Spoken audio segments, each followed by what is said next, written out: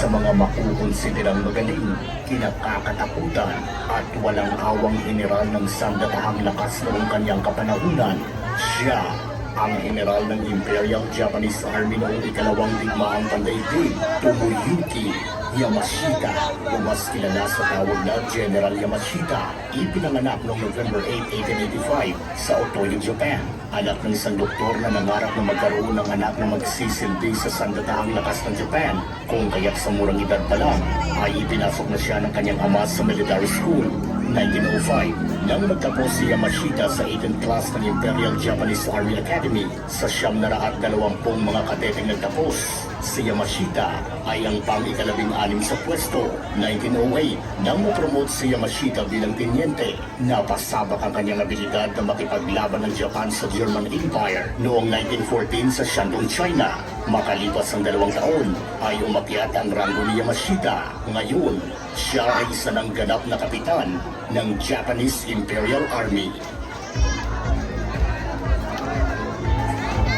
Ang pagkamatay ni General Tomoyuki Yamashita ay kahit papano'y nagbigay ng kaginhawaan sa pamilya ng mga naging biktima ng karahasan ng mga sundalong Hapon noong panahon ng digmaan. Subalit, nagbigay din ito ng kasiyahan at pagkagalak para sa huling mga henerasyon dahil sa nakaw na yaman umano ni General Yamashita na dinala rito sa Pilipinas mula sa mga bansang kanyang nasakop noon. Pero ang tanong, totoo kaya ang mga haka-hakang ito dahil mapahanggang ngayon ay patuloy pa rin ang paghahanap ng mga treasure hunters sa tinatawag nilang Yamashita Treasure. Ikaw, maghahanap ka rin ba ng Yamashita Treasure?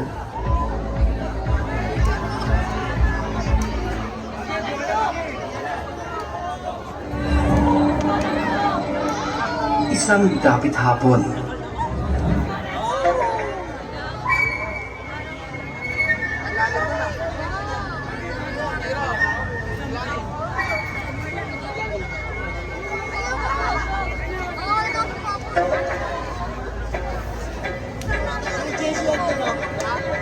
isa sa pinakamatibay na kwentong bayan o urban legend sa Pilipinas ang tungkol sa Yamashita Treasure. Ang Yamashita Treasure, dala-dala raw ng hukbo ng mga Hapon.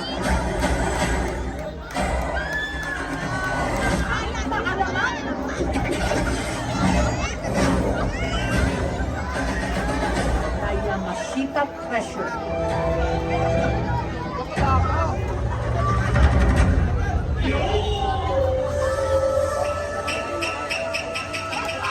Kayamanang iniwan daw ng isang general na Hapon sa pamumuno ni Lieutenant General Tomoyuki Yamashita, binaon ang mga kayamanan.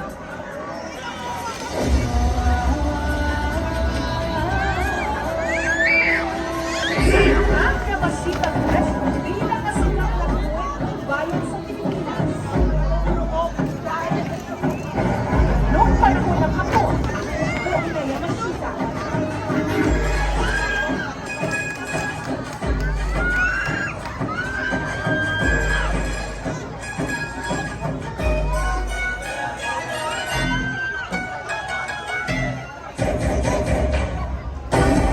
Ang Yamashita Treasure ay isang malaman na kwento patungkol sa mga napakadaming kayamanan na naitago pa ng mga Hunes.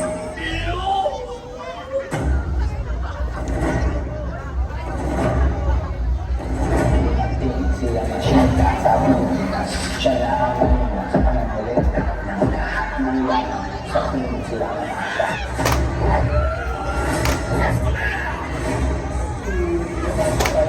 Overall commander ng Japanese Imperial Army sa buong Pilipinas.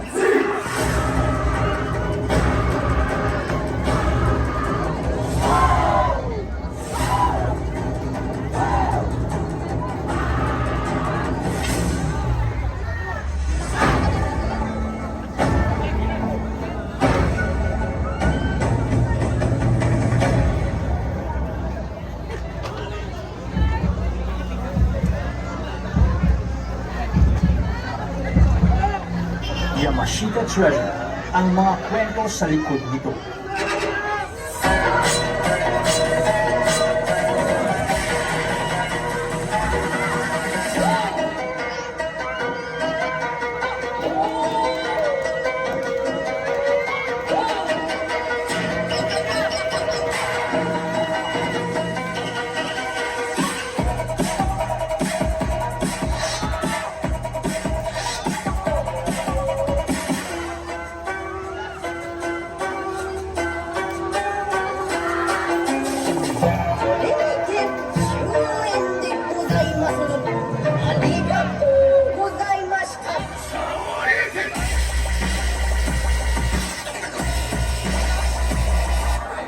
Dragon Face.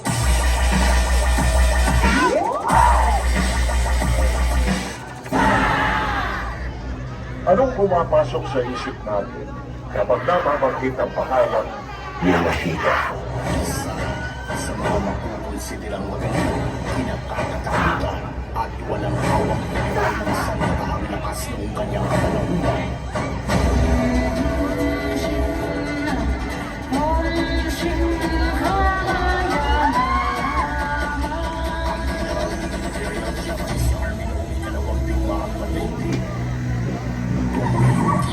Yamashita.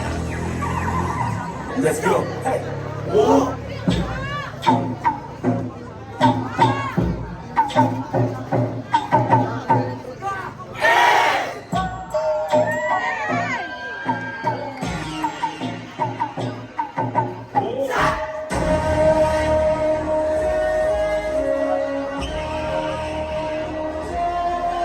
Ilan pa sa mga nakunang gamit sa katana o Japanese sword.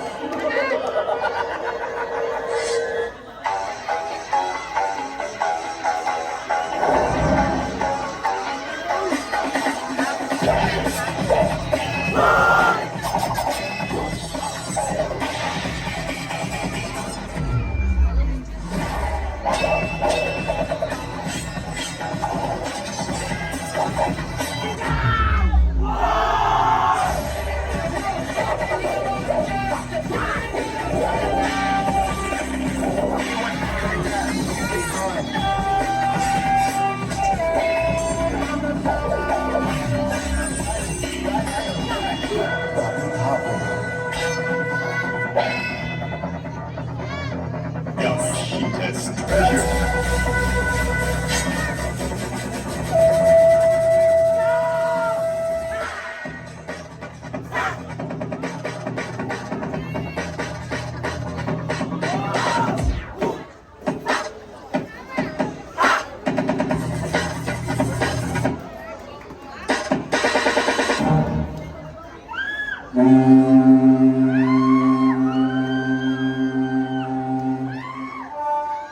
People of the Philippines, I have returned. Our forces stand again on Philippine soil. Naalala mo ba, nangako si MacArthur na babalik siya sa Pilipinas para palayain tayo sa mga Hapon? Ang tanong, bakit? Dahil may usapan na sila na upayan yung yaman ni Yamashita.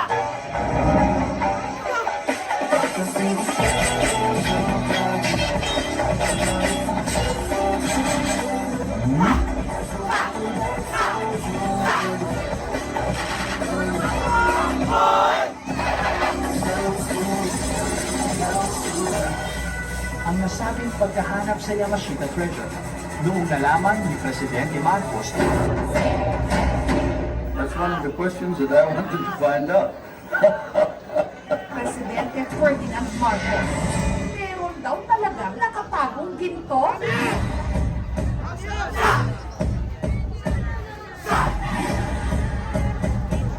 Napag-uusapan lang din kasi ang tungkol sa ginto.